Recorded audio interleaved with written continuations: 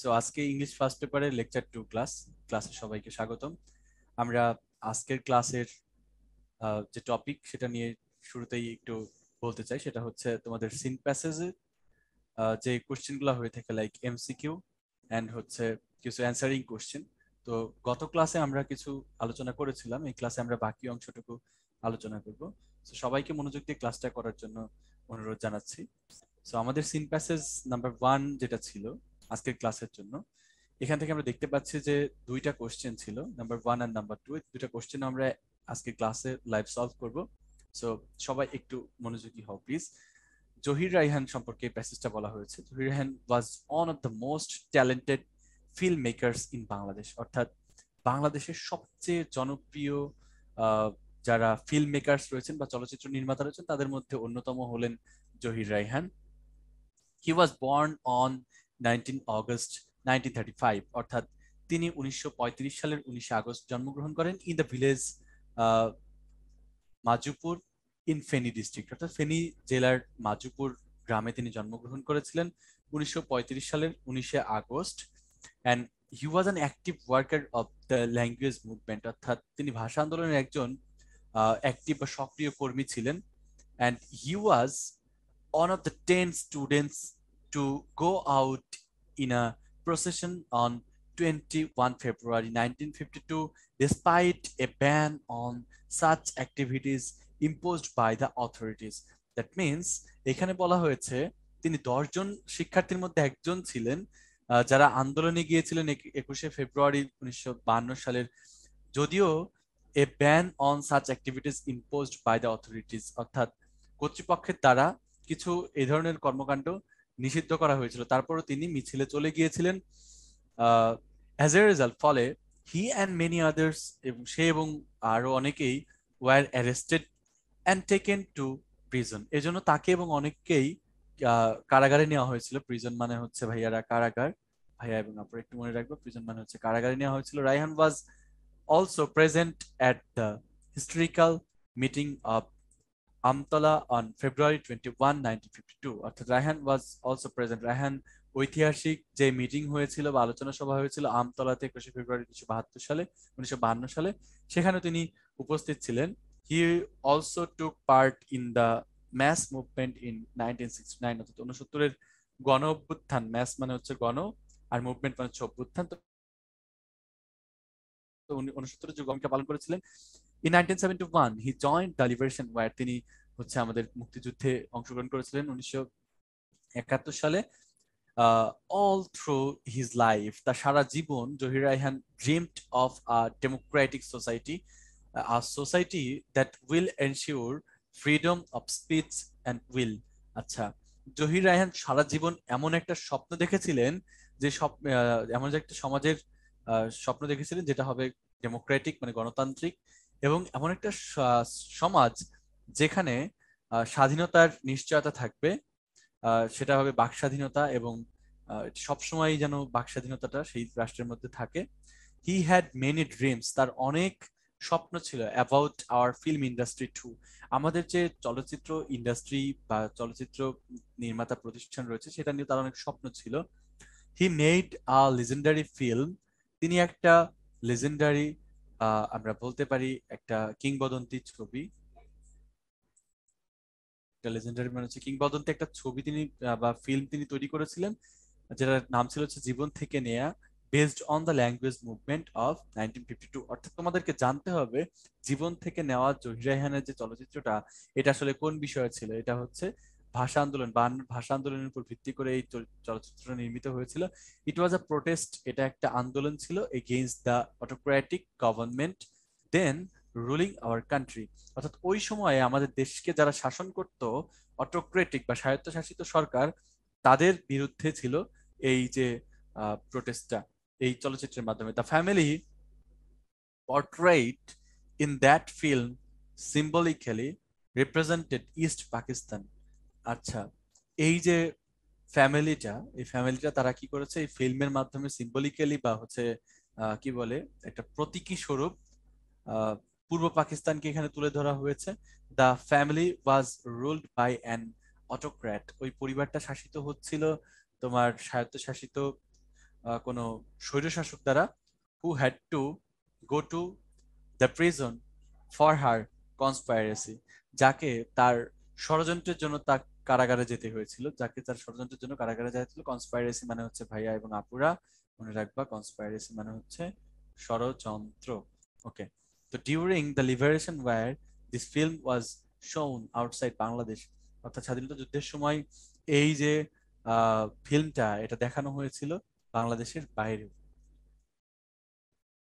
all through his life, মানে তার সারা জীবন জুড়ে Zahir Raihan dreamed of democratic society, a society that will ensure আহ, আচ্ছা এই অংশটা আমরা অলরেডি পড়ে ফেলেছি। তো Zahir Raihan celebrated film makers like Satyajit Ray, Mrinal Sen and Ritwik Ghatak এবং অ্যাপ্রিসিয়েটেড দিস ফিল্ম, অর্থাৎ সেলিব্রেটেড ফিল্ম, এই যে ফিল্মটা এত বিখ্যাত ফিল্মটা, এটাকে সেই সময়ের আরো কয়েকজন চলচ্চিত্রকার সত্যজিৎ রায়, মৃণাল সেন এবং ঋত্বিক ঘটক, যারা ছিল খুবই স্বনামধন্য ওই সময়কার ফিল্ম মেকার, তারাও কিন্তু অ্যাপ্রিসিয়েট করেছিল। Zahir gave all the money the film made to the freedom fighters trust, অর্থাৎ আমাদের মুক্তিযুদ্ধের যে ট্রাস্ট রয়েছে সেখানে তিনি এই ছবি থেকে বা ফিল্ম থেকে উপার্জিত সকল অর্থ দান করেছিলেন।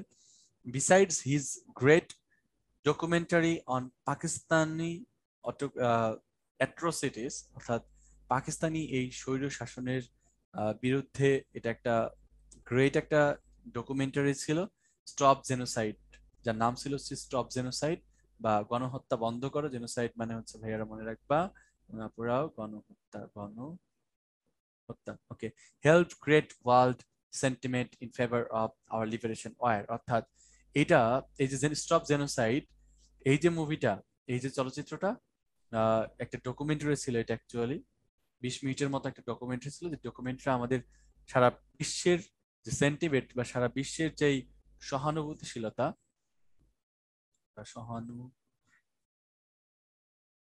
সারা বিশ্বের যে সহানুভূতি তা কিন্তু গ্যাদার করতে মুক্তিযুদ্ধের সময় সহায়তা করেছিল জহির রায়হানের স্টপ জেনোসাইড মুভিটা বা ফিল্মটা। On 30 December 1971, someone informed Raihan about an address somewhere at Mirpur where he might find his brother. অর্থাৎ 30 ডিসেম্বর 1971 সালে কেউ একজন জহির রায়হানকে ইনফর্ম করেছিল অ্যাবাউট অ্যান অ্যাড্রেস, একটা ঠিকানা সম্পর্কে, সামহায়ার অ্যাট মিরপুর, মিরপুরের কোনো একটা জায়গাতে, where he might find his brother, সেখানে সে তার ভাইকে খুঁজে পাবে।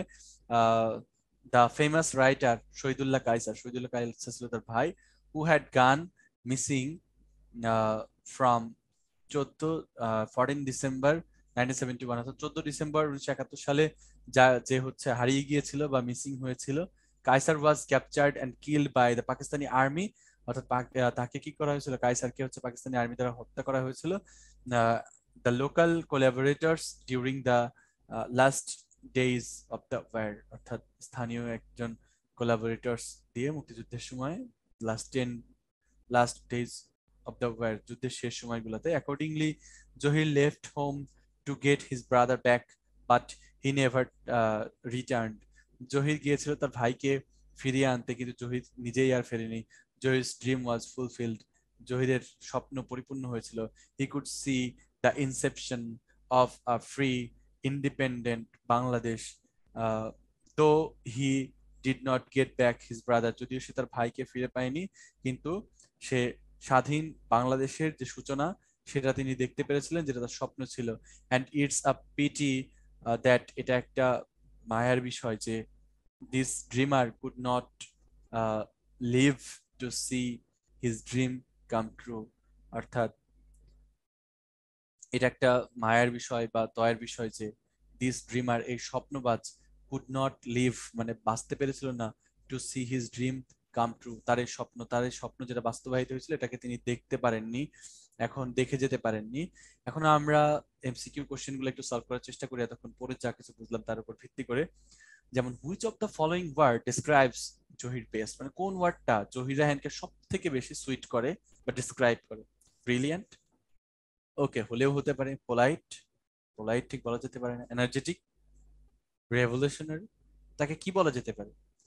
তাকে আমরা ব্রিলিয়ান্ট বলে আখ্যায়িত করতে পারি, এনার্জেটিক বলতে পারি, পোলাইট বলতে পারি, বাট রেভলিউশনারি, তার কিন্তু আমরা বিপ্লবী বলতে পারি, তাই না? রেভলিউশনারি মানে হচ্ছে বিপ্লবী। উনি আমাদের চলচ্চিত্র জগতে একটা বিপ্লব ঘটিয়েছিলেন মুক্তিযুদ্ধের সময়, তো আমরা এখানে কিন্তু রেভলিউশনারি বলতে পারি। এন্ড স্টপ জেনোসাইড ওয়াজ আ, না এটা একটা কোনো উপন্যাস ছিল না, এটা ডকুমেন্টারিও ছিল না, এটা আসলে আমরা দেখতে পেলাম যেখানে বলা হয়েছিল ডকুমেন্টারি, হ্যাঁ, ইটস গ্রেট ডকুমেন্টারি। সো এটা ফিল্ম ছিল না, পুরোপুরি 20 মিনিটের একটা ডকুমেন্টারি ছিল। ওকে, তাহলে এটা ড্রামাও ছিল না। In the passage the word inception means, ভাই ইনসেপশন মানে হচ্ছে সূচনা বা ইনিশিয়াল লেভেল থেকে কোনো কিছু শুরু হওয়া। সো ইনসেপশন মানে সূচনা, তাহলে এটা শেষ হবে না, এন্ড হবে না, ফিনিশ এন্ড এগুলো হবে না। তাহলে কনক্লুশন মানে শেষ হবে না, তাহলে কি হবে? বিগিনিং হবে। Okay, what is the main theme of the passage, এই প্যাসেজের মেইন থিমটা কি? থিমটা হচ্ছে রায়হান, আচ্ছা, অ্যাবাউট জহিরস লাস্ট ডে, জহিরের যে শেষের দিন ওটা সম্পর্কে তো নিশ্চয়ই বলে নাই, জহিরস লাইফ সম্পর্কে বলে নাই, জহিরস অ্যাক্টিভিটিস, জহিরস কন্ট্রিবিউশন, জহির রায়হানের যে অবদান মুক্তিযুদ্ধে এবং বাংলাদেশের ভাষা আন্দোলনে, সেটা সম্পর্কে কিন্তু বলা হয়েছে। সো এখানে কন্ট্রিবিউশনটাই কিন্তু সবচেয়ে ভালো অ্যান্সার চাই। এরপরে Zahir Raihan dash in liberation war, দেখো টুক পার্ট, অংশগ্রহণ করেছিল, ফ্লিড অ্যাওয়ে মানে পালিয়েছিল না, স্ক্যাপড মানে পালিয়েছিল না, অ্যাভয়েডেড বর্জন করেছিল না, তাহলে টুক পার্ট অংশগ্রহণ করেছিল। The film Jibon Theke Neya is a symbol of autocracy, brutalism, barbarism, revolt against autocratic government. So autocracy মানে হচ্ছে স্বায়ত্ত শাসন, আর রিভল্ট মানে হচ্ছে বিপ্লব, এগেইনস্ট অটোক্রেটিক গভর্নমেন্ট অর্থাৎ স্বৈর শাসন, স্বৈর শাসিত সরকারের বিরুদ্ধে একটা বিপ্লব ছিল এটা, তাই না? সো বা বিদ্রোহ ছিল, তাহলে এটাই হবে আমাদের সঠিক উত্তর। ওকে, এরপর দেখো জীবন Theke Neya is based on, এটা কিসের উপর জীবন থেকে নেয়াটা রচিত হয়েছিল কিসের উপরে?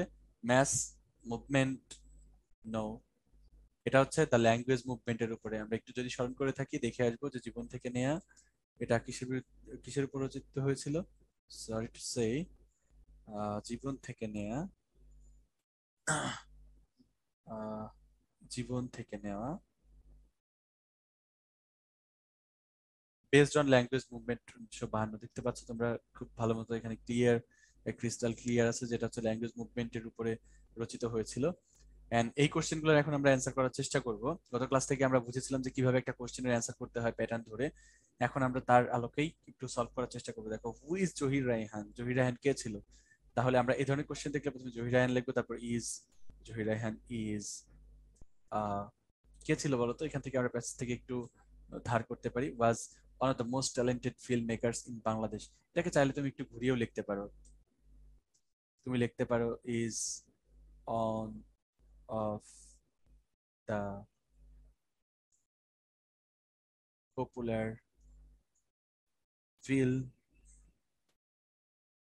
Makers in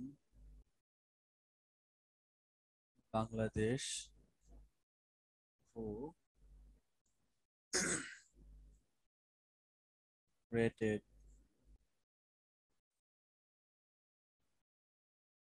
two revolutionary films named জীবন থেকে নেওয়া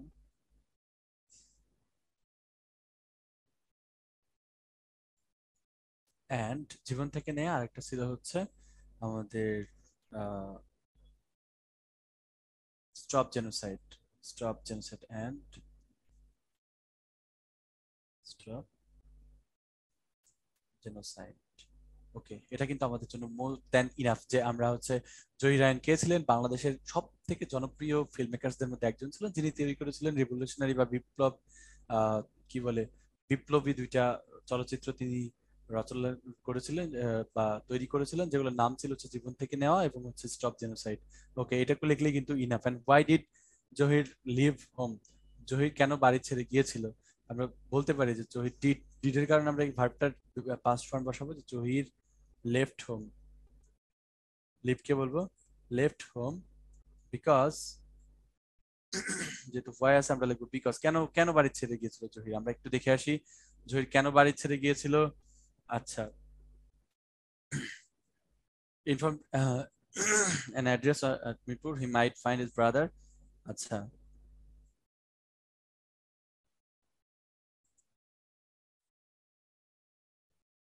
আচ্ছা, জহিরের ভাই আর ফিরে আসেনি, কিন্তু Zahir active worker movement, he was one of the 10 students. আচ্ছা, এরপর আছে as a result he many other present historical meeting Amtala. Okay, এরপর ছিল language movement, sorry math movement ছিল। He joined liberation war, Zahir Raihan democratic society. আচ্ছা, হি মেড লেজেন্ডারি।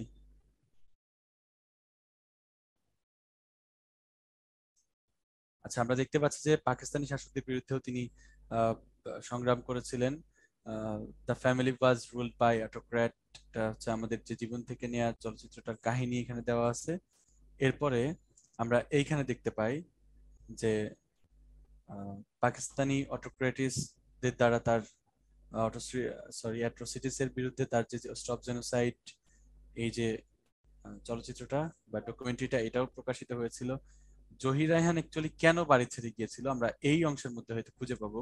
কারণ 30 December 1971 সালে কেউ তাকে ইনফর্ম করেছিল মিরপুরে, যেখানে তার ভাইকে খুঁজে পাওয়া গিয়েছে, যার নাম ছিল শহীদুল্লাহ কায়সার, এবং তাকে 14 ডিসেম্বর থেকে তিনি মিসিং ছিলেন বা হারিয়ে গিয়েছিলেন। এরপর কাইসার ওয়াজ ক্যাপচার্ড এবং কিল্ড বাই, তাকে মেরে ফেলা হয়েছিল। আচ্ছা, অ্যাকর্ডিংলি জহির লেফট, এই যে জহির লেফট হোম, আমরা দেখতে পাচ্ছি এইখানটাতে left home to get his brother back, but he never return. এই তো কেন বাড়ি ছেড়ে গিয়েছিল আমরা পেয়ে গিয়েছি। তাহলে because because of getting back, আমরা বলতে পারি because of getting back his brother, his brother who was missing, was missing from, কত তারিখ থেকে মিসিং ছিল? এখানে মিসিং ছিল হচ্ছে 14 ডিসেম্বর থেকে, এই কথাটা আমরা দিতে পারি 14 ডিসেম্বর 1971 থেকে। ফ্রম 14 ডিসেম্বর 1971, এটুকু লিখলে কিন্তু ইনাফ যে কেন বাড়ি ছেড়ে গেছিল। কারণ গেটিং ব্যাক, কারণটা ছিল হচ্ছে গেটিং ব্যাক হিজ ব্রাদার, মানে তার ভাইকে ফিরে পাওয়ার জন্য, যে হচ্ছে 14 তারিখ থেকে মিসিং ছিল। অ্যান্ড আমরা এটুকু বলতে পারি হিজ ব্রাদার নেম এখানে যুক্ত করে দিই, and his brother name is Shahidullah Kaiser, Shahidullah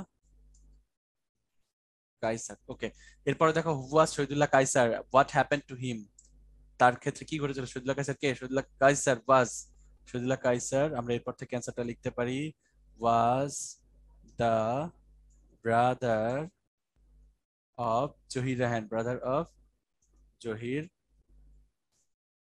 Raihan. এবার Zahir Raihan,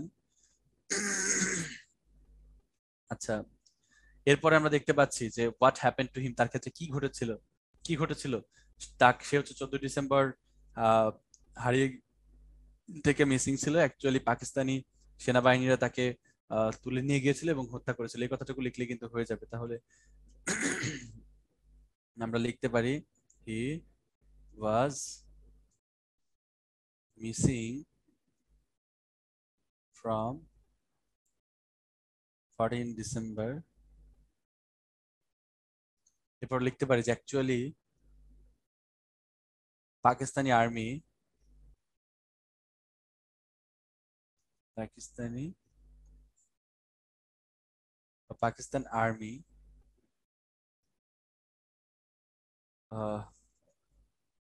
killed him during liberation war।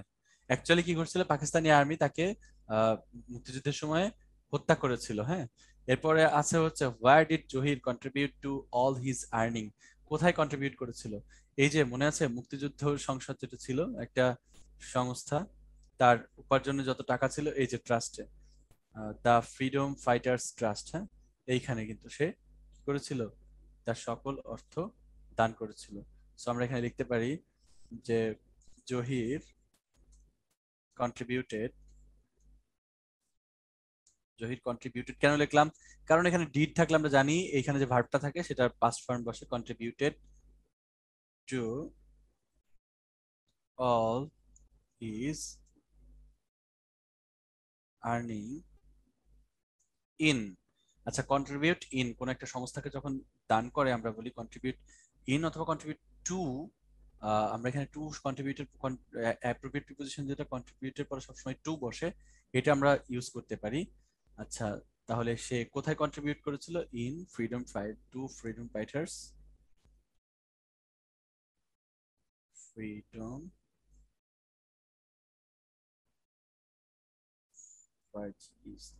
Fighters trust. এখানে একটা কথা আমরা অ্যাড করে দিতে পারি যে আমরা freedom fighters trust using this money our freedom fighters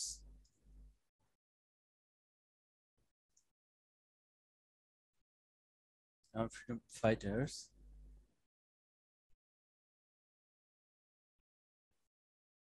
আচ্ছা, এই যে টাকাটা ব্যবহার করে আমাদের মুক্তিযোদ্ধারা কি করেছিল?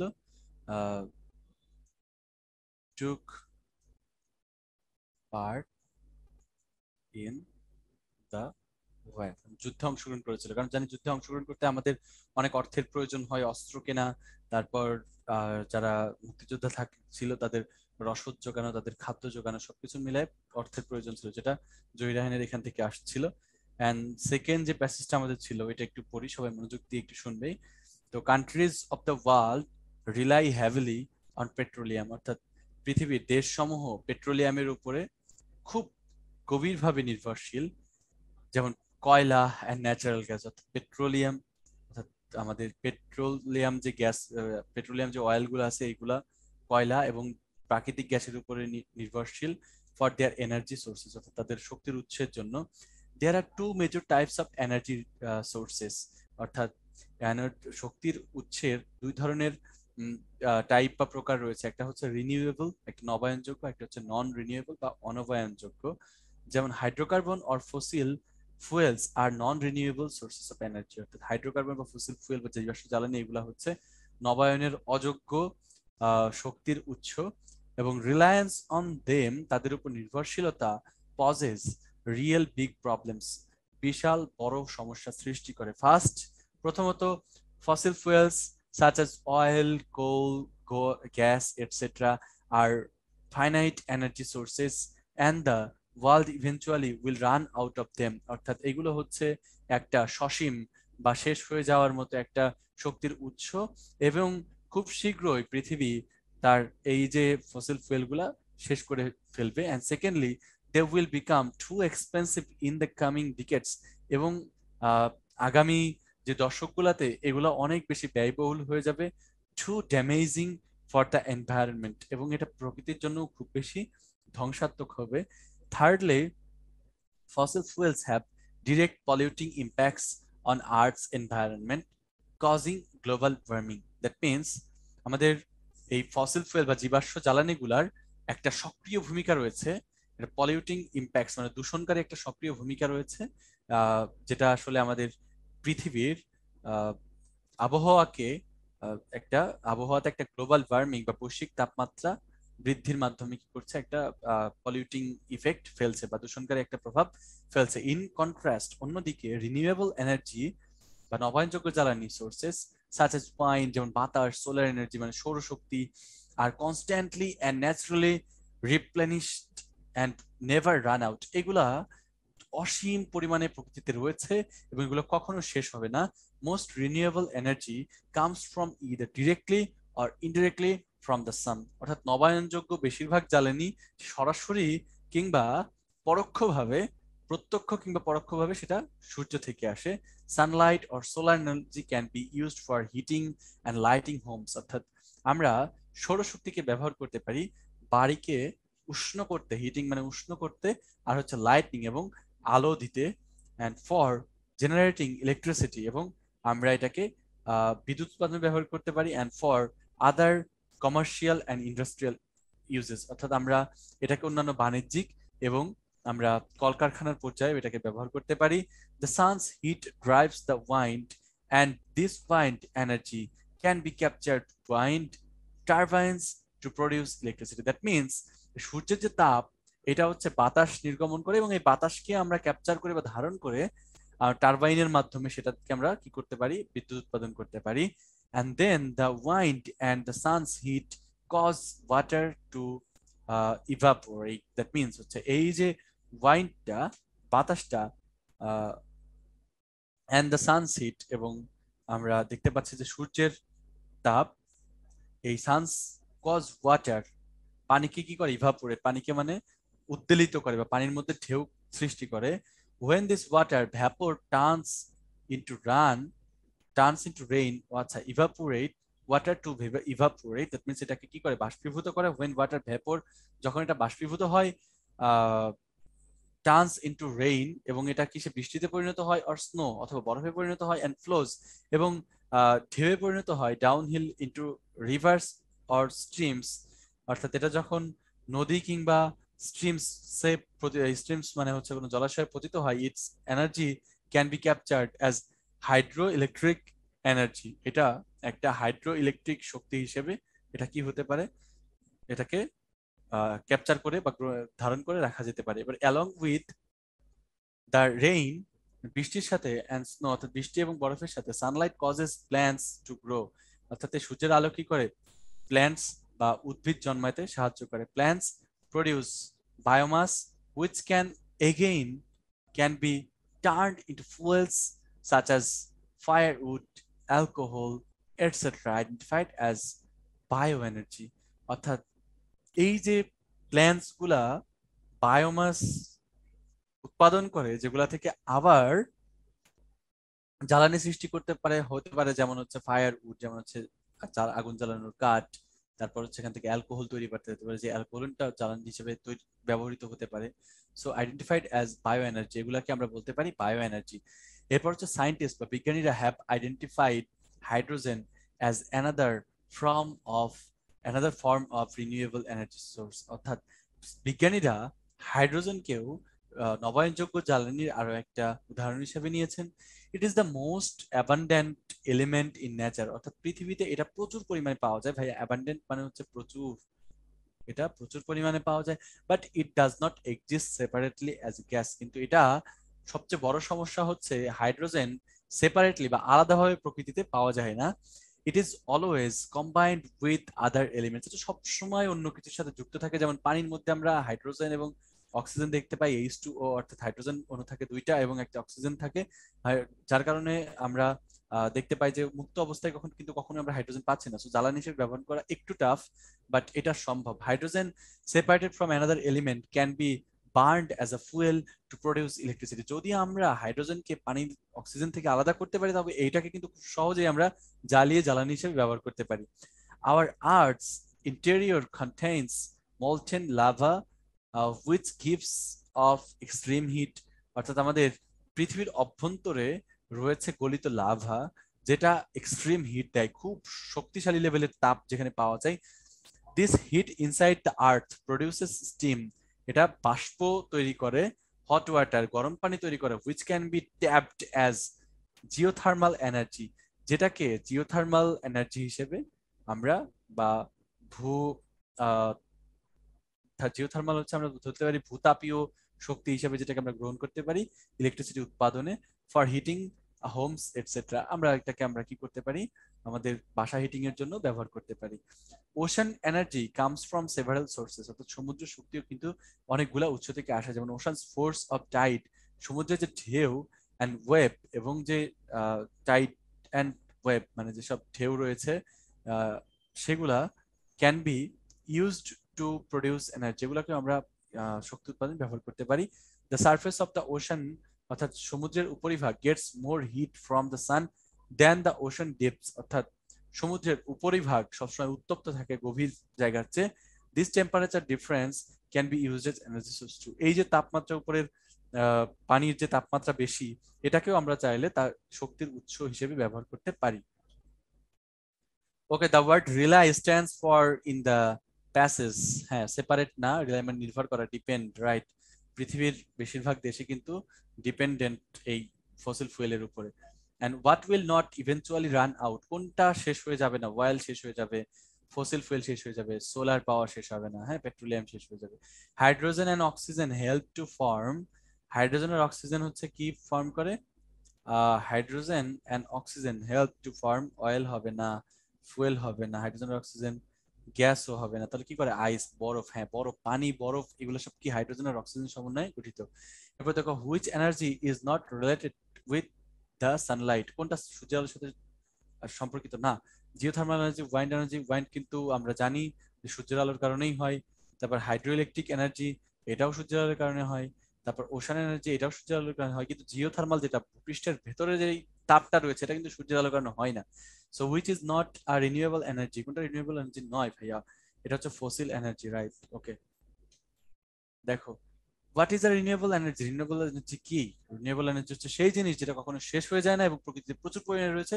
একটু আগে আমরা দেখে এসেছি, তাহলে আমরা বলতে পারি a renewable energy is a is a source of energy which is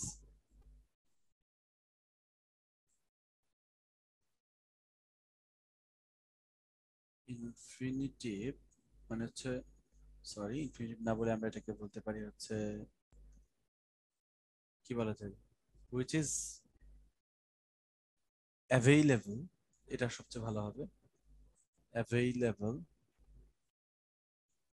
in our environment and which will not be run out, যেটা শেষ হয়ে যাবে না, সেটাকে আমরা ফসিল রিনিউয়েবল এনার্জি বলতে পারি। সাচ অ্যাজ, এক্সাম্পল দিতে পারো, such as solar energy, solar energy, wind, geothermal energy,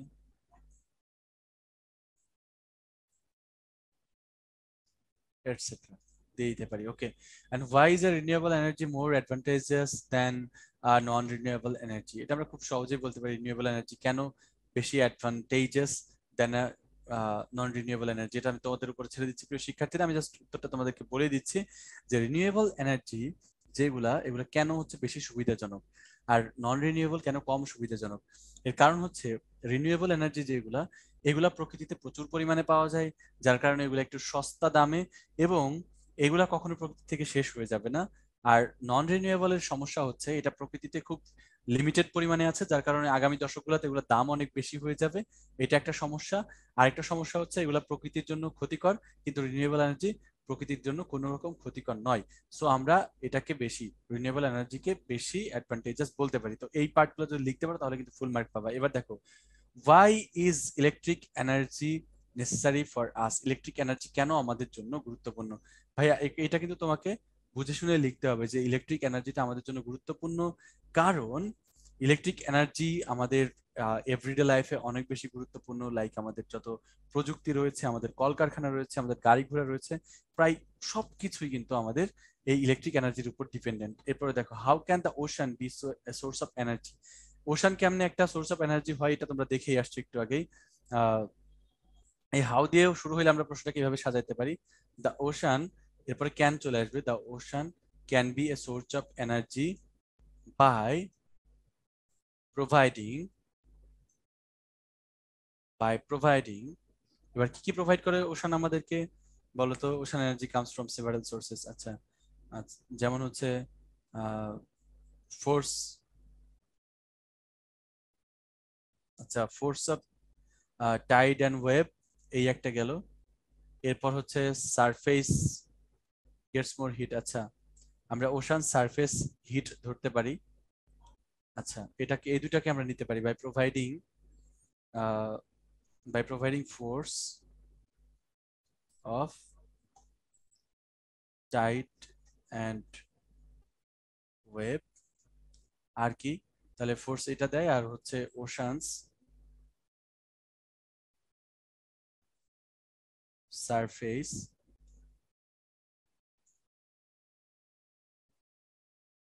hit water.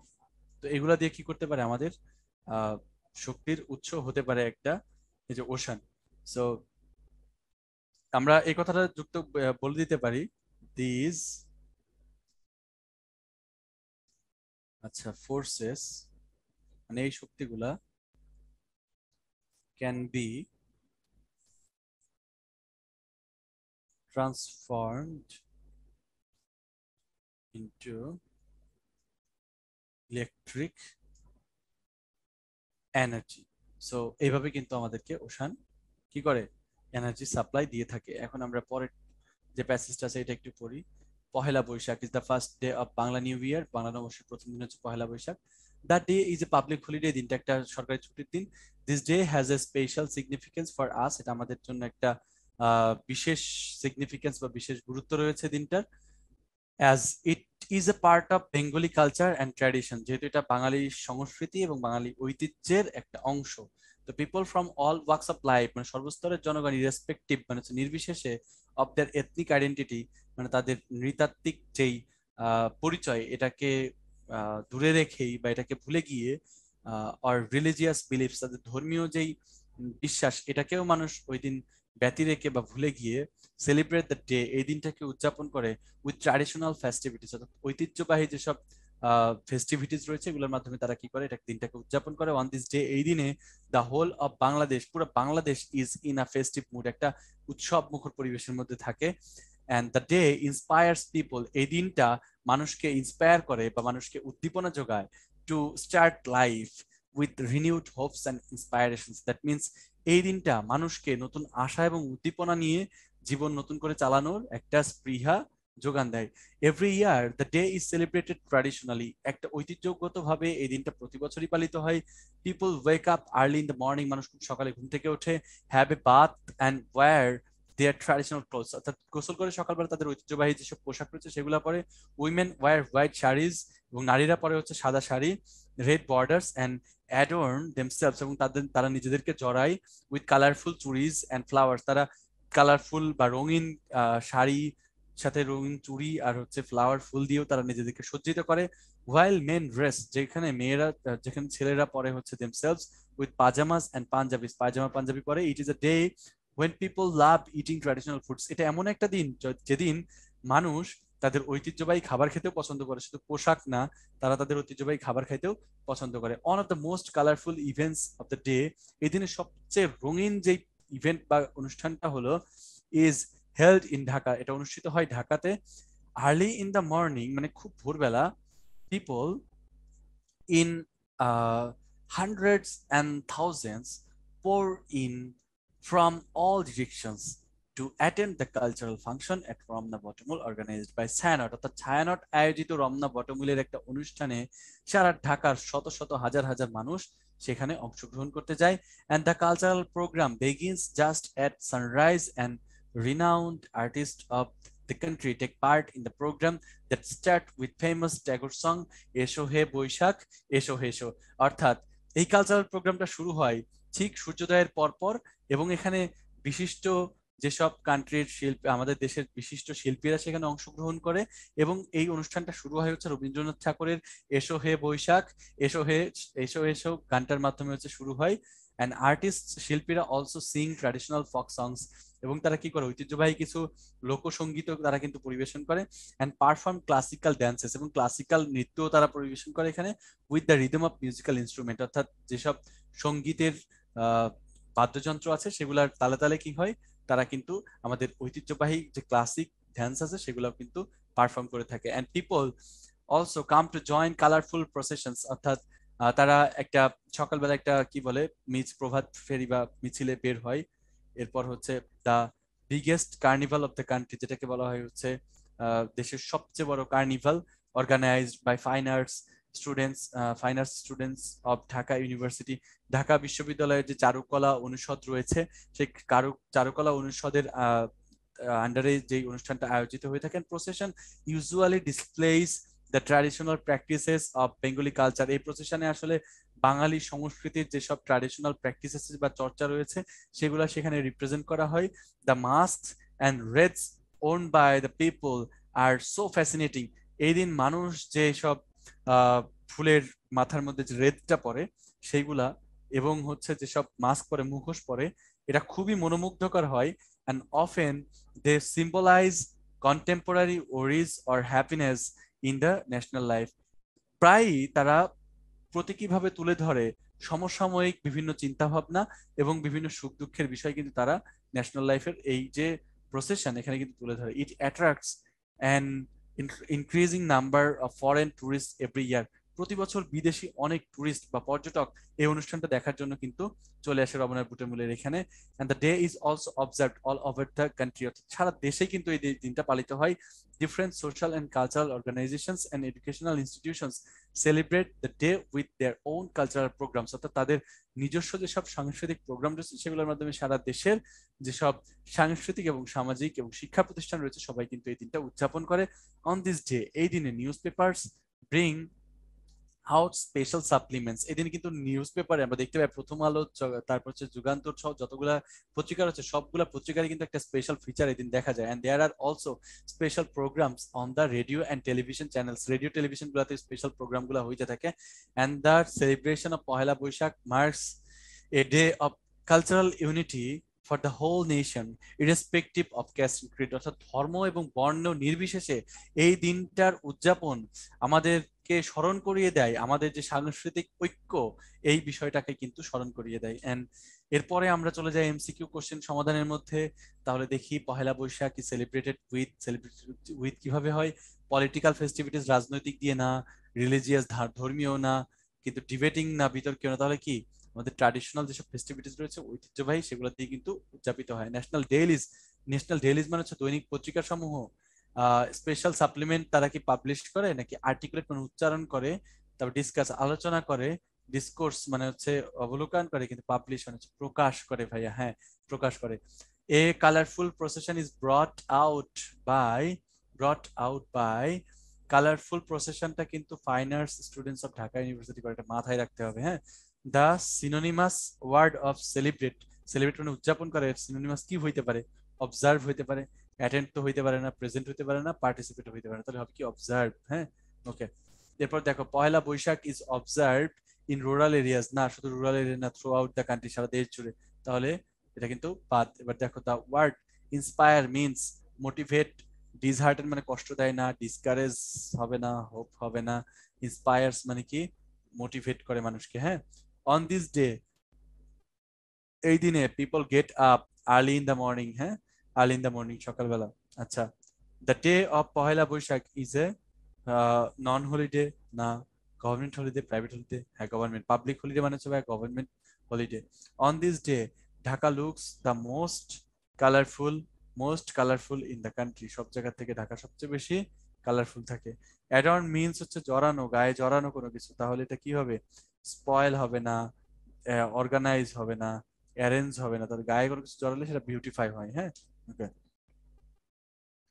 What is Pohela Boishakh, how is it celebrated in the country? Pohela Boishakh কি জিনিস? Poila Boishakh is Poila Boishakh is the first day of Bangla new year, ঠিক আছে। এরপর the day is a public holiday বলার দরকার নাই, আমরা বলতে পারি এই লাইনটা বরং বলতে পারি দিস, এভাবে বলতে পারি, দিস পাবলিক হলিডে, তারপরে দিস পাবলিক হলিডের পর আমরা বলতে পারি has special significance for us.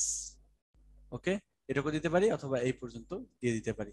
So আমরা এই অংশটা বাদ দিয়ে দিচ্ছি, দিস হলিডে হ্যাজ এ, এই পর্যন্ত দিচ্ছি, তাহলে কিন্তু আমাদের অ্যান্সারটা হয়ে যাচ্ছে খুব সুন্দর মতো। এরপরে দেখো যে what kind of dresses people wear on Pohela Boishakh, Poila বৈশাখে কোন ধরনের পোশাক মানুষ পরে, হ্যাঁ। আমরা এটা যদি বলতে যাই তাহলে আমাদেরকে নারী এবং পুরুষ আলাদা আলাদা পোশাক পরে সেটা বলতে হবে, হ্যাঁ। আমরা বলবো হচ্ছে প্রথমে এক কথা একটা উত্তর দেব যে people, what kinds of dresses people wire, তাহলে পিপল আমরা বলবো শুরুতেই পিপল ওয়্যার কালারফুল, বললাম পিপল ওয়্যার কালারফুল, শুরুতে বললাম colourful dresses on Pohela Boishakh. ওকে, এবার সে কালারফুল ড্রেসেস গুলোর মধ্যে কি কি ছিল? উইমেনদের কথা আগে বলবা, ওমেনদের কথা আগে বলবা, women wear white saris with red borders. আর কি বলা যেতে পারে? এরপর ব্লা ব্লা ব্লা, ওখানে সবকিছু ছিল কিন্তু দেখে নিবা। মেন হচ্ছে পুরুষরা কি পড়তো, পাঞ্জাবি এবং পাজামা, ওটা লিখলেই হয়ে যাবে। And write about the cultural programme at Ramna Batamul and Pohela Boishakh. আচ্ছা, এই দিন রমনা বটমূলে পহেলা বৈশাখে কালচারাল প্রোগ্রামে কি হয়, খুব সকালবেলা এসো হে এসো, এসো হে বৈশাখ এসো এসো রবীন্দ্রনাথের এটা দিয়ে শুরু হয়, এবং দেশ বরণের সব শিল্পীরা সেখানে অ্যাটেন্ড করে। অতঃপর এখানে বিভিন্ন রকম ডান্সের আয়োজন করা হয়। এটাই হচ্ছে রমনা বটমূলের প্রোগ্রাম। Okay, write about the procession by students of fine arts of Dhaka University. অর্থাৎ ঢাকা ইউনিভার্সিটি ফাইন আর্টসের স্টুডেন্টরা সকালবেলা একটা কি করে, প্রভাত ফেরি বা কি বলে প্রসেশন, এটার আয়োজন করে, যেখানে হচ্ছে যেখানে হচ্ছে লোক বিভিন্ন জায়গা থেকে দেশের শত শত হাজার হাজার মানুষ কি করে অংশগ্রহণ করে, এবং তারা বিভিন্ন ধরনের মাস্ক পরে, আবার দেখা যায় বিভিন্ন ধরনের রেডস পরে, এবং এগুলো আমাদের কি করে আমাদের সংস্কৃতিকে ফুটিয়ে তোলে। How do social and cultural organization celebrate the day. আচ্ছা, আমাদের সামাজিক এবং কালচারাল অর্গানাইজেশন গুলো এটা কিভাবে সেলিব্রেট করে, একটু আগে আমরা দেখে এসেছি। এই দেখো, আহ তাদের নিজস্ব দেখো এডুকেশন, এই যে বলছে যে সোশ্যাল অ্যান্ড কালচারাল অর্গানাইজেশনস, এই অংশটাকে শুধু নিবা, celebrate the day with their own cultural programs, there own cultural programs, তাদের নিজস্ব যেসব কালচারাল প্রোগ্রাম রয়েছে সেগুলোর মাধ্যমে তারা অ্যারেঞ্জ করে থাকে। আমরা চলে যাব এর পরের প্যাসেজে। পরের প্যাসেজটা একটু বেশি ইম্পর্টেন্ট, আমরা সবাই একটু মনোযোগ দিয়ে দেখার চেষ্টা করি কি বলা হয়েছে এখানে। বলা হয়েছে Bangladesh is now apparently in the grip of all sorts of pollution like air pollution, soil pollution and water pollution. Bangladesh এখন সত্যি বলতে একটা সকল প্রকার দূষণের মধ্যে দিয়ে যাচ্ছে, যেমন হচ্ছে বায়ু দূষণ, মাটি দূষণ, এবং হচ্ছে ওয়াটার বা পানি দূষণ, সবকিছুর মধ্যে দিয়ে কিন্তু বাংলাদেশ যাচ্ছে। অ্যান্ড দ্য ডুয়েলার্স মানে হচ্ছে বাসিন্দারা, অফ দ্য আরবান মানে শহরের বাসিন্দারা, শহর অঞ্চলের বাসিন্দারা are the rose সাফারার্স of such pollution, কিছু দূষণের সব থেকে মারাত্মক শিকার হচ্ছে শহর অঞ্চলের মানুষরা। And the indiscriminate industrialisation process in Bangladesh over the past ডিকেডস has created significant environmental problems. অর্থাৎ নির্বিচারে, একদম কোনো রকম পরিকল্পনাহীনভাবে শিল্পায়ন প্রক্রিয়া বাংলাদেশে যেভাবে হয়েছে জাস্ট বিগত দশকগুলোতে, এটাই সৃষ্টি করেছে আসলে সিগনিফিকেন্ট বা বিশাল পরিমাণে একটা আবহাওয়া related problem. And we will now read about some of the problem, most common types of environmental pollutions and ways of coping with them, অর্থাৎ তাদের সাথে কিভাবে মানিয়ে নিতে হয় সেটাও কিন্তু বলা হয়েছে। এয়ার পলিউশন গুলা দেখে নিই একটু। Air pollution comes from a wide variety of sources in Bangladesh. Poisonous poisonous exhaust from industrial plants, brick kilns, and old or poorly serviced vehicles and dust from roads and construction sites are some of the major sources of air pollution. তো বাংলাদেশে air pollution বা বায়ু দূষণ সবচেয়ে বড় বড় উৎসগুলো হচ্ছে আমাদের কলকারখানার যে প্রকল্পগুলো রয়েছে, এগুলার যে বিষাক্ত ধোঁয়া, তারপর হচ্ছে ব্রিক ক্লিনস এবং আমাদের যে ইটের ভাটা, আবার পুরনো একদম বাজে অবস্থার যেসব যানবাহন রয়েছে এগুলা থেকে আমাদের যে কালো ধোঁয়া সেগুলো দিয়েও হয়। আবার কনস্ট্রাকশন এবং রাস্তা থেকেও আমাদের যে ধুলোগুলো, যে ধুলাগুলো আমাদের প্রকৃতিতে চলে আসে, বাতাসে চলে আসে, এটাও কিন্তু বায়ু দূষণের সবচেয়ে বড় কারণগুলোর মধ্যে থেকে অন্যতম। অ্যান্ড উই মিনিমাইজ, আমরা কমিয়ে ফেলি this type of pollution by making less use of motor vehicles and avoiding the use of vehicles older than 20 years। অর্থাৎ আমরা ওই সকল ভেহিকলস গুলাকে অ্যাভয়েড করব বা বর্জন করব যাদের বয়স 20 বছরের বেশি অলরেডি হয়ে গিয়েছে, এবং we may also use proper lubricants to lessen the level of emission and pollutants। তোমরা জানো যে হচ্ছে গাড়ির মডেল অনেকদিন চেঞ্জ করা না হলে, লুব্রিকেন্ট অনেকদিন চেঞ্জ করা না হলে অনেক সময় গাড়ি থেকে কালো ধোঁয়া নির্গত হয়। জন্য সময় মতো ভালো মানের মোবিলটা বা লুব্রিকেন্টসটা চেঞ্জ করাও কিন্তু বায়ু দূষণ রোধে অন্যতম গুরুত্বপূর্ণ একটা ব্যাপার। সো উই ক্যান এনকারেজ, আমরা উৎসাহিত করতে পারি পিপল লোকজনদেরকে to use compressed natural gas বা CNG or liquid petroleum gas for fuelling their cars. অর্থাৎ তাদের গাড়িতে জ্বালানির জন্য তারা ব্যবহার করতে পারে হচ্ছে এলপিজি গ্যাস অথবা CNG gas. The government may relocate hazardous industries like brick kilns to areas away from human habitations. অর্থাৎ মানুষের বাসস্থান থেকে সরকার ইতিমধ্যেই ক্ষতিকর যেসব ইন্ডাস্ট্রিজ রয়েছে, যেমন হচ্ছে ইটের ভাটা মতো এই ধরনের প্রতিষ্ঠান, সেগুলাকে মানুষের বাসস্থান থেকে দূরে সরিয়ে নেওয়ার সিদ্ধান্ত নিয়েছে। Water pollution water pollution can occur in ocean, rivers, অর্থাৎ ocean, rivers, lakes, ponds and underground reservoirs. So পানি দূষণ আসলে কোন কোন জায়গাতে হইতে পারে? এটা সমুদ্রে হইতে পারে, এটা নদীতে হইতে পারে, লেকে হইতে পারে, পুকুরে হইতে পারে, আবার আন্ডারগ্রাউন্ড রিজার্ভিয়ার্সে হইতে পারে। আমাদের মাটির নিচে যে পানি রয়েছে, পৃষ্ঠের নিচে, সেই পানিটার কিন্তু দূষণ হইতে পারে। And as different water sources of flow together, the pollution can spread easily and quickly. অর্থাৎ as different water sources flow together, ভিন্ন ভিন্ন পানির যে উৎসগুলা একসাথে প্রবাহিত হয়, the pollution can spread easily and quickly, এভাবেই কিন্তু একটা দূষণ সহজে ছড়িয়ে পড়ে এবং কুইকলি সেটা ছড়িয়ে পড়ে। যেমন হচ্ছে আমরা বলতে পারি কজেস অফ ওয়াটার পলিউশনের মধ্যে রয়েছে ইনক্রিজড সেডিমেন্ট ফ্রম সয়েল, অর্থাৎ মাটি থেকে কীটনাশক এর ব্যবহার বৃদ্ধি, ইরোশন মানে হচ্ছে আমরা বলতে পারি নদী ভাঙন, and improper waste disposal and littering, অর্থাৎ ভুল আমাদের বজ্র ব্যবস্থাপনা এবং বজ্র নিষ্কাশন, এবং leakage of soil pollution into water supplies, অর্থাৎ মাটি দূষণের যে একটা লিকেজ বা একটা ছিদ্র, এটা এক সময় গিয়ে পানি দূষণ করে। Organic materials that decay in water supplies etcetera, organic কিছু বা ম্যাটেরিয়ালস আছে that decay in water supplies etcetera, যেগুলা পানি সাপ্লাই এর ক্ষেত্রে অনেক সমস্যা করে থাকে। And in fact polluting the land means polluting the water, এই জন্য বলা হয় হচ্ছে মাটি দূষণ মানে হচ্ছে পানি দূষণ। Throwing away toxic substance on the ground near a water source means it eventually reaches a body of water। অর্থাৎ আমরা যদি পানির ধারের কোনো ভূমির মধ্যে কোনো বিষাক্ত পদার্থ যুক্ত করি, তবে ওটা খুব শীঘ্রই পানিতে মিশে যাবে, এটাই খুব স্বাভাবিক। and as a result the water is polluted, যার ফলে পানিটা দূষিত হয়। Industrial wastage must not be disposed in rivers or lakes, অর্থাৎ আমরা যাই বলি না কেন, যেসব কলকারখানার বজ্র রয়েছে, এটা কখনোই নদীতে এবং লেকের মধ্যে কি করা যাবে না, নিক্ষেপ করা যাবে না। We need to be more careful about disposing house hold West through, অর্থাৎ আমাদের বাসাবাড়ির যত ময়লা রয়েছে এগুলো ডিসপোজ করার ক্ষেত্রেও আমাদেরকে সতর্ক হতে হবে। ইউজ অফ পেস্টিসাইডস মানে হচ্ছে তোমার কীটনাশকের ব্যবহার, মিনস দ্যাট এই যে ব্যবহারের অর্থ এই যে when it rains on the lawn or garden, অর্থাৎ গার্ডেনে যখন বৃষ্টি হয় বা লায়নে যখন বৃষ্টি হয়, তখন এই যে পেস্টিসাইড বা কীটনাশকগুলা এবং chemical wash into water bodies, অর্থাৎ এটা ধুয়ে বৃষ্টির পানিতে কোথায় চলে যায়, একসময় ওয়াটার বডি বা জলাশয়ের মধ্যে চলে যায়।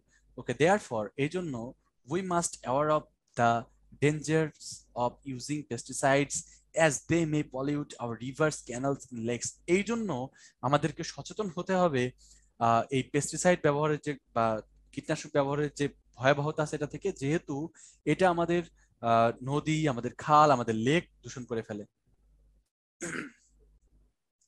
এবার আমরা পড়ছি হচ্ছে সয়েল পলিউশন সম্পর্কে। Among the most significant causes of soil pollution is the enormous volume of industrial waste which is being produced every day but disposed properly. That means among most significant causes, মানে যতগুলো সবচেয়ে উল্লেখযোগ্য কারণ রয়েছে তারগুলোর মধ্যে থেকে অন্যতম হলো সয়েল বা মাটি দূষণের ইনরমাস ভলিউম অফ ইন্ডাস্ট্রিয়াল, মানে হচ্ছে বিশাল পরিমাণে যে ইন্ডাস্ট্রিয়াল ওয়েস্ট মানে যেসব শিল্প বর্জ্য রয়েছে, which is being produced everyday but not dispose properly, যেগুলো প্রতিদিন প্রচুর পরিমাণে উৎপাদিত হচ্ছে, যেগুলো কিন্তু সঠিকভাবে কি করা হচ্ছে না, ধ্বংস করা হচ্ছে না।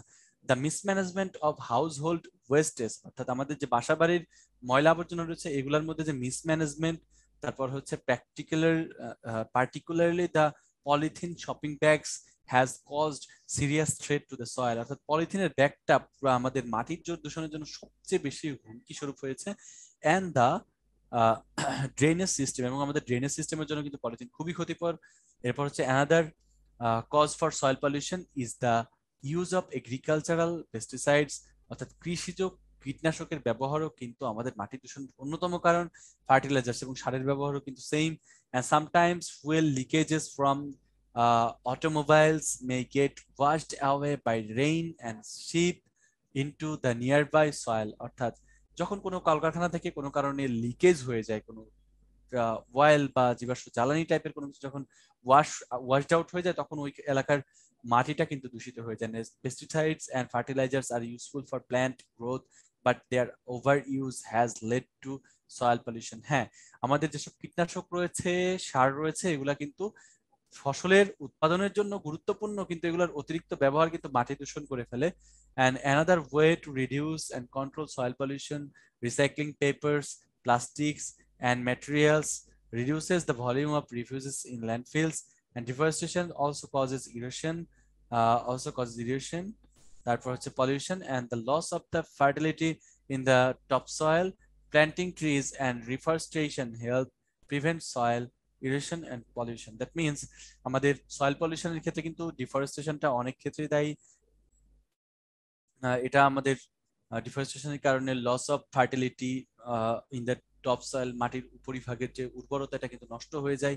অ্যান্ড প্ল্যান্টিং ট্রিজ এর রিফরেস্টেশন হেল্প, প্ল্যান্টিং ট্রিজ গাছ লাগানো এবং রিফরেস্টেশন মানে হচ্ছে পুনরায় বন বানানো, এগুলা আমাদের সয়েল ইরেশন মানে হচ্ছে মাটি ভাঙন বা ভূমিধস কিংবা পলিউশন কিংবা দূষণ থেকে আমাদেরকে মুক্ত করবে। এখন আমরা তাহলে এমসিকিউ কোশ্চেনগুলোর অ্যান্সার করে ফেলি। Bangladesh is in the grip of dash pollution, grip of all this, air pollution রয়েছে, ওয়াটার পলিউশন, সয়েল পলিউশন, তো সবগুলার পলিউশন রয়েছে। Okay, the dwellers of the city areas no are the worst preys. সবচেয়ে বেশি দূষণের শিকার কি রুরাল, গ্রাম্য? না। প্যাস্টোরাল হবে না, রাস্টিক হবে না, তাহলে কি হবে? সিটি এরিয়া, আমাদের শহরে অঞ্চলের মানুষগুলো বেশি ভুক্তভোগী।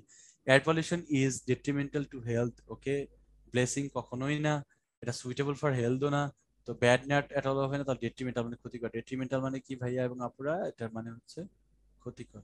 ওকে, brick kilns exhaust air which injurious, তাহলে ব্রিকলেন্স কি করে? একটা এয়ার নির্গমন করে। তো পয়জনাস মিন্স হচ্ছে টক্সিক, ঠিক আছে। দ্য ওয়ার্ড সিগনিফিকেন্ট মিন্স হচ্ছে noteworthy, not simple. Not simple, noteworthy, communal and unimportant, তাহলে নোটওর্দি মানে হচ্ছে উল্লেখযোগ্য। হ্যাঁ, as different water sources flow together the pollution can spread easily. যেহেতু সবাই একসাথে আছে, একসাথে সবগুলা নদী, ওয়াটার ওয়াটার সোর্সেস গুলা প্রবাহিত হচ্ছে, এখানে ইজিলি কি হইতে পারে? ইজিলি অ্যান্ড কুইকলি, দূষণ ছড়িয়ে পড়তে পারে। LPG stands for liquid petroleum gas, liquid petroleum gas. Okay, to minimize air pollution we should avoid using vehicles for more than 20 years, 20 বছরের বেশি। the word hazardous is a or an adjective, কারণ ও US একটা suffix, যেটা থাকলে আমরা ধরে নেব এটা একটা অ্যাডজেক্টিভ, যেমন হচ্ছে ইন্ডাস্ট্রিয়াস, এরকম ও ইউএস থাকলে সেটা কি হয়? অ্যাডজেক্টিভ হয়। ওকে, এবার দেখে আসি, give short answer to the following questions. আচ্ছা, what have grasped Bangladesh all around. আচ্ছা, বাংলাদেশের এখানে বলা হয়েছে কি, what have grasped, what have grasped Bangladesh all around, বাংলাদেশকে কোন জিনিসটা সবচেয়ে বেশি করায়ত্ত করেছে বা বাংলাদেশকে সবচেয়ে বেশি আঁকড়ে ধরেছে, কোন জিনিসটা? আচ্ছা, এটা হলো বাংলাদেশের সবচেয়ে বেশি আঁকড়ে ধরেছে, গ্র্যাবসড বাংলাদেশ অল অ্যারাউন্ড। আমরা বলতে পারি অল কাইন্ডস অফ, আমরা এটা বলতে পারি যে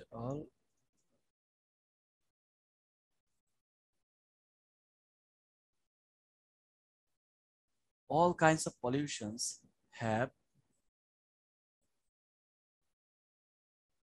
grasped বাংলাদেশ অল অ্যারাউন্ড। এই কথাটা কিন্তু আমরা বলতে পারি যে সকল প্রকার দূষণ কি করেছে? বাংলাদেশকে গ্র্যাবড করেছে বা করায়ত্ত করেছে। অ্যান্ড এরপরে আমরা এখানে দিতে পারি ইট ইনক্লুডস কি কি দিতে পারি? এয়ার পলিউশন, তারপর ওয়াটার, সয়েল, তো এই জিনিসগুলো ব্লা ব্লা ব্লা লিখে দিলে কিন্তু আমার অ্যান্সার গুলো হয়ে যাবে। And who are the worst sufferers of environmental pollution in Bangladesh, বাংলাদেশের এনভায়রনমেন্টাল পলিউশনের জন্য সবচেয়ে বেশি সাফারার্স কারা? শহরের মানুষগুলা, ঠিক আছে, যে আমরা একটু আগে দেখে আসছিলাম। কারণ শহরের মধ্যে ভেহিকল সংখ্যা বেশি থাকে, ইন্ডাস্ট্রিজ, মিল কারখানা বেশি থাকে, এগুলো লিখলে কিন্তু অ্যান্সারটা এটা হয়ে যাবে।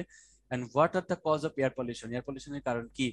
ওয়াটার এয়ার পলিউশনের সবচেয়ে বড় কারণ ছিল হচ্ছে আমাদের কলকারখানা থেকে নির্গত ধোঁয়া, ইটের ভাটা থেকে নির্গত ধোঁয়া, এরপর ছিল হচ্ছে আমাদের যানবাহন থেকে নির্গত ধোঁয়া। তো এই সব কিছুর কারণে কিন্তু আমাদের এয়ার পলিউশন হয়। And how can you reduce air pollution? Air pollution কিভাবে আমরা কমাতে পারি? আমাদেরকে জীবাশ্ম জ্বালানি ব্যবহার কমাইতে হবে, যেসব জ্বালানি ব্যবহার করলে কার্বন ডাই অক্সাইড উৎপন্ন হয়, যেমন হচ্ছে আমাদের ন্যাচারাল গ্যাস কিংবা পেট্রোলিয়াম গ্যাস। সো এই যে পেট্রোলিয়াম গুলা, এই সবকিছু যদি আমরা জীবাশ্ম জ্বালানিগুলো ব্যবহার বন্ধ করি, তাহলে কিন্তু আমাদের এয়ার পলিউশন ঠেকানো সম্ভব। And what has created significant environmental problems in Bangladesh? কোন জিনিসটা বাংলাদেশ সবচেয়ে বেশি এনভায়রনমেন্ট প্রবলেম সৃষ্টি করেছে? আমরা একটু আগে দেখে এসেছিলাম এইখানে, ঠিক যে এনভায়রনমেন্টাল প্রবলেমের কথা দেখে এসেছিলাম। হুম, এই যে, তো এই যে ইনডিসক্রিমিনেট ইন্ডাস্ট্রিয়ালাইজেশন, মানে অপরিকল্পিত যে আমাদের শিল্পায়ন, এটা কিন্তু বাংলাদেশের সবচেয়ে বড় সমস্যার কারণ। হ্যাঁ, দূষণের জন্য সবচেয়ে বেশি দায়ী। And what is CNG? CNG হচ্ছে কি? সিএনজি হচ্ছে, একটু আগে আমরা দেখে এসেছিলাম যে সিএনজি হচ্ছে আমাদের কম্প্রেসড ন্যাচারাল গ্যাস, অর্থাৎ চাপ দেওয়া যে প্রাকৃতিক গ্যাস, এটাকে আমরা সিএনজি বলে থাকি। এরপর রয়েছে how can be lesson the level of emission and pollutions, মানে হচ্ছে কিভাবে কমানো যাইতে পারে। সেটা হচ্ছে এমিশন মানে হচ্ছে ধোঁয়া নির্গত, ধোঁয়া নির্গমন এবং হচ্ছে দূষণ, এটা কিভাবে কমানো যেতে পারে। এই যে একই কথা, ফসিল ফুয়েলের ব্যবহার কমাইতে হবে এবং হচ্ছে আমাদের গ্যাসের ব্যবহার কমাইতে হবে।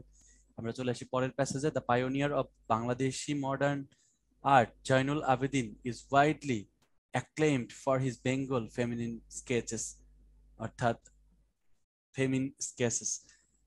বাংলাদেশি যে আধুনিক আর্ট বা আধুনিক যে চিত্রকর্ম, এটার একজন পথ প্রদর্শক, পায়োনিয়ার মানে হচ্ছে পথ প্রদর্শক বা অগ্রদূত, হলেন Zainul Abedin.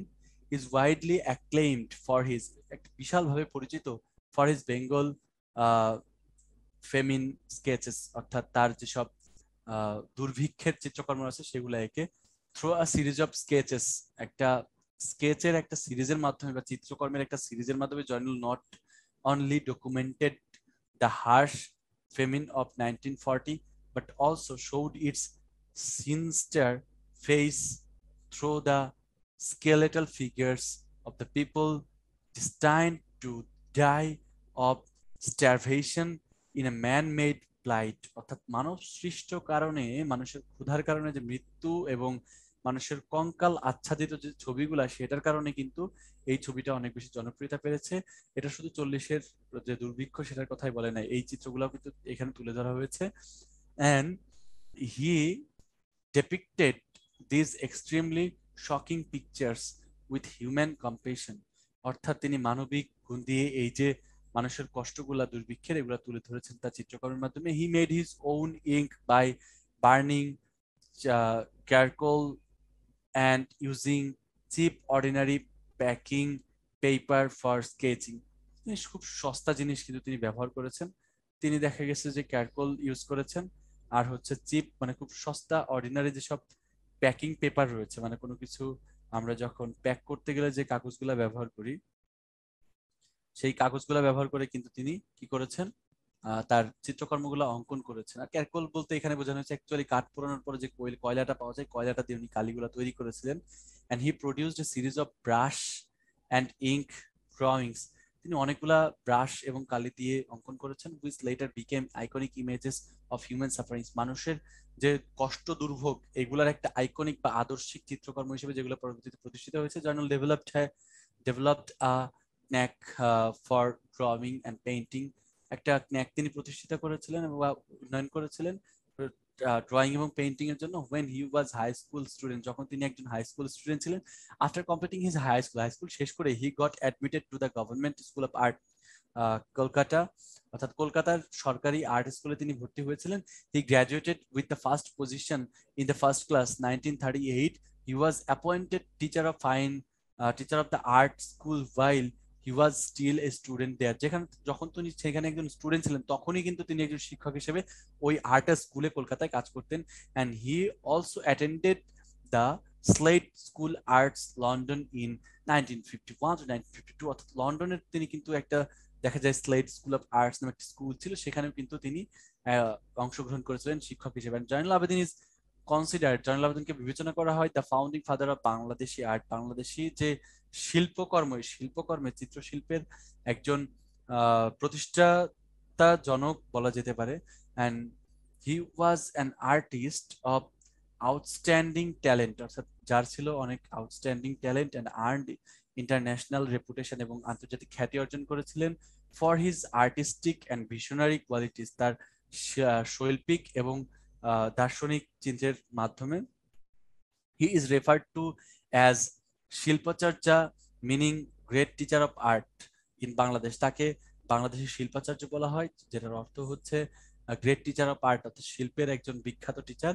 And he was the first principal of the first art school in Dhaka in east Pakistan, বর্তমান বাংলাদেশ এবং তৎকালীন পূর্ব পাকিস্তানের যে আর্ট স্কুল ছিল ঢাকাতে, সেইখানকার তিনি প্রিন্সিপাল হিসেবে, প্রথম প্রিন্সিপাল হিসেবে নিযুক্ত হয়েছিলেন। He organize the Nabanna exhibition in 1969, অর্থাৎ তিনি নবান্ন এক্সিবিশন চালু করেছিলেন 1969 সালে। ইন দ্য এক্সিবিশন, ওই এক্সিবিশনে এ 60 feet long scroll portraying the rural East Pakistan in phases from abundance to poverty, অর্থাৎ ওই সময় যে দারিদ্রতার যে অ্যাবান্ডেন্স, প্রচুর দারিদ্রতা মানুষের, এই বিষয়টা কিন্তু সেখানে ফুটিয়ে তোলা হয়েছিল, যেটা ছিল 65 feet অ্যালং একটা চিত্রকর্ম। অ্যান্ড 65 feet হওয়া সত্ত্বেও this intensified the already heightened non cooperation movement against the Pakistan regime, অর্থাৎ পাকিস্তান রেজিমের বিরুদ্ধে যে অসহযোগ আন্দোলন, সেটা কিন্তু তিনি সেখানে অলরেডি তুলে ধরেছিলেন। And exhibition was symbolic of artist protest and 30 feet long scroll painting called Monpura, Monpura নামে তিনি 30 ফিট আরো একটা চিত্রকর্ম এঁকেছিলেন, which was done to commemorate the death of hundreds and thousands of people in the desert devastating cyclone in 1970, 1970 সালে যে 70 সালে যে একটা ডিভাস্টেটিং মানে ধ্বংসাত্মক একটা ঝড় হয়েছিল, ঘূর্ণিঝড়, সেই ঘূর্ণিঝড় সম্পর্কে তিনি একটা চিত্রকর্ম এঁকেছিলেন, যেটা ছিল 30 feet লম্বা এবং যার নাম ছিল হচ্ছে Monpura. He design the pages of constitution of Bangladesh, he founded the folk art museum at Sonargaon, and also our Journal Abedin সংগ্রহশালা, a gallery of his own work in Mymensingh 1975. Okay, the river Brahmaputra played a vital role in his paintings, অর্থাৎ তার art চিত্রকর্মের মধ্যে বুড়িগঙ্গা ব্রহ্মপুত্র নদীর অনেক বেশি অবদান রয়েছে। was a source of inspiration all through his career, তার পুরো ক্যারিয়ারের মধ্যে এটা একটা উৎসাহের একটা সোর্স বা উৎস ছিল। much of his childhood was spent near the scenic beauty of the river Brahmaputra, তার শৈশবের বেশিরভাগ সময়ই এই নৈসর্গিক সৌন্দর্যে ব্রহ্মপুত্র নদীর তীরে কেটেছে। and series of watercolors that Journal did his tribute to the river earned him the Governor's Gold Medal in the All India Exhibition 1938, অর্থাৎ 1938 সালে তার যে চিত্রকর্ম, পানি জল রঙের যে চিত্রকর্ম, এটা তাকে অল ইন্ডিয়া এক্সিবিশনের একটা গোল্ড মেডেল সম্মাননা এনে দিয়েছিল। This was the first time when he came into spotlight, and this award gave him confidence to create his own visual style. And Joynal was born in Kishorganj in 29 December in 1914 and died in 28 May 1976. Joynal Abedin is the sinister collectivist, foreigner and communist. এটা কি কি বলা যেতে পারে? আমরা বলতে পারি জয়নুল কি ছিলেন? সিনিস্টার মানে কি? প্রিয় শিক্ষার্থীরা, সিনিস্টার মানে কি তোমরা জানো? একটা আমরা বলতে পারি এটাকে অশুভ। আর কালেকটিভিস্ট, বাংলাদেশে আর্টের কি তিনি অশুভ ছিলেন, কালেকটিভিস্ট ছিলেন, নাকি ফোর রানার মানে অগ্রদূত ছিলেন? আমরা দেখতে পেয়েছিলাম পাইওনিয়ার ছিলেন, মানে ফোর রানার ছিলেন, অগ্রদূত, forerunner. In dash thousands of people died devastating cyclone, 1970 সালে সাইক্লোনে মারা গিয়েছিল মানুষ। He possessed artistic qualities, visionary qualities, আচ্ছা বোথ এ এন্ড দুই, তার আর্টিস্টিক আর ভিশনারি দুইটা কোয়ালিটি ছিল। সিনিস্টার মিন্স হচ্ছে ominous, innocent, blessed and well. Ominous মানে হচ্ছে দুর্ভাগা। Famine is a man made, এটাকে বলা যেতে পারে হচ্ছে ফেমিন হচ্ছে দুর্ভিক্ষ, তো দুর্ভিক্ষকে ম্যানমেড কি বলা যেতে পারে? ম্যানমেড ডিলেমা বলা যেতে পারে, উভয় সংকট। ডিলেমা মানে উভয় সংকট। ম্যানমেড ডিফিকাল্টি, ম্যানমেড জটিলতা। আর এটাকে স্ক্র্যাপ, স্ক্র্যাপ মানে হচ্ছে, স্ক্র্যাপ মানে হচ্ছে কি বলে, ছাঁচিয়ে ফেলা বা এই ধরনের কিছু আঁচড় দেওয়া। ওকে। এরপর ম্যানমেড রেজাল্ট হইতে পারে, ফেমিনিন ম্যানমেড, ম্যানমেড ফলাফল, মানব সৃষ্ট ফলাফল হইতে পারে ডিলেম্মা। তো দোচালা হয় না, এটা হচ্ছে দুই দিকে, দুই দিকে যার মন যায়, স্ক্যাটার মানে হচ্ছে কি বলে, দ্বিধাদ্বন্দ্বে ফোকা, এটা হবে না, কঠিন হবে না। তাহলে ম্যানমেড ডিফিকাল্টি আর ম্যানমেড রেজাল্ট। ওকে। মানুষ মানুষ দ্বন্দ্ব করে, মানুষ মানুষ ঝামেলা করে, আর মানুষ মাঝখান থেকে সাধারণ মানুষ না খেয়ে মরে, এটাকে আমরা বলি হচ্ছে কি যে ফেমিন বা দুর্ভিক্ষ। আচ্ছা, হি কমপ্লিটেড হিজ গ্রাজুয়েশন ইন, তার গ্রাজুয়েশনটা তিনি কবে শেষ করেছিলেন আমরা একটু দেখে আসি। উম, আচ্ছা, তার গ্রাজুয়েশন তিনি শেষ করেছিলেন, আচ্ছা, 1938 সালে, 1938 সালে ফার্স্ট ক্লাস নিয়ে তিনি তার গ্রাজুয়েশন শেষ করেছিলেন। 1938 হবে এটা। ওকে। শিল্পাচার্য মিন্স হচ্ছে great teacher of music, great teacher of art, তাই না? Okay. In this passage the word harsh means, harsh means মানে হচ্ছে ক্রুয়েল, ক্রুয়েল নিষ্ঠুর ছিল এখানে। The word visionary stands for illusionary, imaginative, হ্যাঁ ভিশনারি এরকম হবে, imaginative. And famine sketches of Zainul Abedin aroused, aroused মানে হচ্ছে জাগিয়ে তুলেছিল অ্যাস্থেটিক সেন্স না, তাহলে সিম্প্যাথি, মমত্ববোধ। হ্যাঁ। তো জয়নুল আবেদিনের এই প্রশ্নগুলা আমি কয়েকটা তোমাদেরকে জাস্ট উত্তরগুলা গাইড করে দিচ্ছি, তোমরা খুব সহজে আমি যেভাবে সাজানো শিখাইছি এভাবে অ্যান্সার গুলা করে ফেলবে। Zainul Abedin and where was he, who is Zainul Abedin and where was he born? Zainul Abedin কে ছিলেন এবং কোথায় তিনি জন্মগ্রহণ করেন? জয়নুল আবেদিন ছিলেন বাংলাদেশের আর্টিস্টদের একজন পায়োনিয়ার, এবং তিনি জন্মেছিলেন, আমরা একটু আগেই দেখেছি যে তিনি কোথায় জন্মেছিলেন, কিশোরগঞ্জে। হ্যাঁ, তিনি বর্ণ কিশোরগঞ্জে, 29 ডিসেম্বর কিশোরগঞ্জে জন্মগ্রহণ করেছেন জয়নুল আবেদিন। আমাদের বর্তমান রাষ্ট্রপতির জন্ম কিন্তু কিশোরগঞ্জে। When did he develop a knack for drawing and painting? আচ্ছা, তার এই যে knack for drawing and painting, এটা তিনি কখন তিনি অর্জন করেছিলেন? যখন তিনি ওই তার শৈশবে আহ এক ন্যাক, আচ্ছা এটা আমরা দেখতেই পাচ্ছি উপরে আছে এইখানে।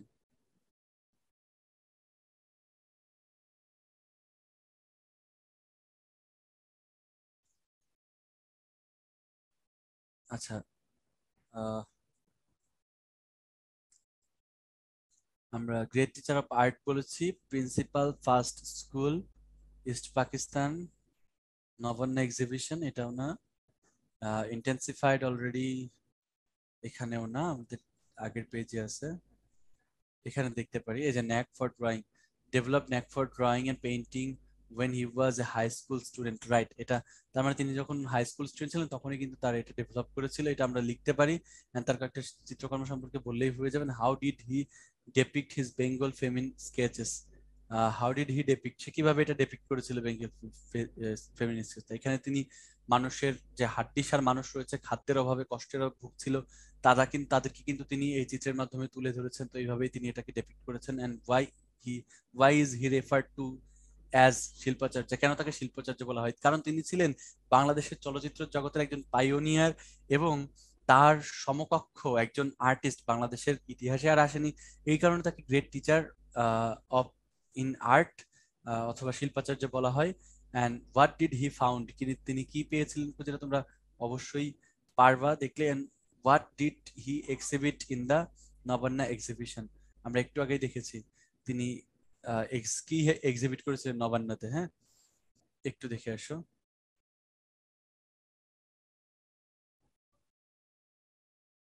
ওকে, আমরা এইখানে দেখেছিলাম যে the in the exhibition portraying role East Pakistani phases from abundance of poverty। আচ্ছা, আমরা এখানে ইন দ্য এক্সিবিশন প্রদর্শনীতে তিনি 65 ফিট, আসলে তিনি এক্সিবিশন বা প্রদর্শনীতে 65 ফিট একটা চিত্রকর্ম দেখিয়েছিলেন, এটা কিন্তু আমরা অ্যান্সার এখানে বলতে পারি। আচ্ছা, নবান্ন এক্সিবিশনে। And what is contribution of the river Brahmaputra to his paintings? আচ্ছা, কন্ট্রিবিউশনটা ছিল হচ্ছে তার শৈশব যেহেতু কেটেছিল ব্রহ্মপুত্র নদীর তীরে, ব্রহ্মপুত্র নদীর তীরে যে পরিবেশটা এটা তাকে অনেক বেশি মুগ্ধ করেছিল, এবং তিনি এখান থেকে যে জল রঙের যে কল্পনাটা তিনি এখান থেকে তার মধ্যে থেকে গ্রো করেছিল, যার কারণে তিনি এটা তার লাইফ পর একটা কন্ট্রিবিউশন রেখেছিল, এটা তোমরা লিখতে পারো।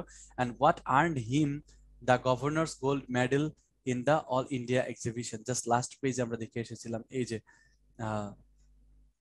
Water colours that Zainul Abedin did his tribute. আচ্ছা, তার যে জল রঙের ছবি আঁকা এটার কারণে কিন্তু সে কি করেছিল, অল ইন্ডিয়া গোল্ড মেডেল পেয়েছিল।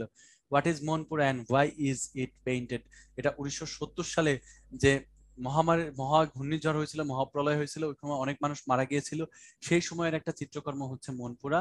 And why was it painted, এটা পেইন্টেড হয়েছিল এই কারণেই ওই মানুষের 1970-এর যে ঘূর্ণিঝড়ে সেখানকার কষ্ট মানুষের মধ্যে তুলে ধরতেই। তো এই হচ্ছে আমাদের প্রশ্ন এবং টোটাল এমসিকিউ এর ওভারঅল একটা গাইডলাইন ছিল আজকের ক্লাসের জন্য।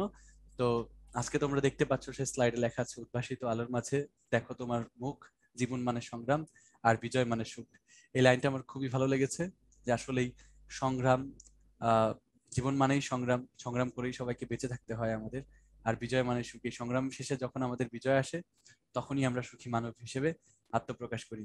তো আজকের ক্লাসে আমি যেটুকু তোমাদেরকে পড়ালাম এর মাধ্যমে তোমাদের ইংলিশ ফার্স্ট পেপারের প্যাসেজ পড়ে এমসিকিউ কোশ্চেন সলভ করার যে দক্ষতা এটা অনেকাংশে বৃদ্ধি পেয়েছে আমি আশা করি। অ্যান্ড হচ্ছে তোমাদের যে অ্যান্সারিং কোশ্চেন রয়েছে সেখানেও কিভাবে 2 এর মার্কের মধ্যে 2 পেতে পারো, এই ক্ষেত্রে তোমাদেরকে ওভারঅল একটা ভালো সেন্স ক্রিয়েট হবে। কারণ তোমরা, তোমাদের মধ্যে অনেকেই, আমাদের স্টুডেন্টরা মনে করে যে ও হয়তো আমি একটু বড় করে লিখলেই বুঝি 2 মার্ক ফুল পাবো। এখন একই কথা যদি তুমি 2টা 3টা সেন্টেন্সের মধ্যে বলতে পারো তাহলে কিন্তু সেটা কোনো নাম্বার বৃদ্ধির জন্য কাজে লাগবে না। You have to focus on quality writing, অর্থাৎ তোমাকে একটা সেন্টেন্স অথবা 2টা সেন্টেন্স লেখো, বাট তোমার কাছে যে ইনফরমেশন গুলো চাওয়া হয়েছে সেই ইনফরমেশন গুলো যদি তুমি টু দা পয়েন্টে অ্যান্সার করতে পারো তাহলে কিন্তু তুমি ফুল মার্ক পাবে। তো আজকের মতো এই পর্যন্তই প্রিয় শিক্ষার্থীরা, তোমাদের সাথে আবারও দেখা হচ্ছে লেকচার 3-তে আরেকটা এক্সট্রা অর্ডিনারি ইংলিশ ক্লাসে। সবাইকে সে পর্যন্ত ভালো থাকো, সুস্থ থাকো, সেই দোয়া এবং প্রার্থনা করছি। আসসালামু আলাইকুম।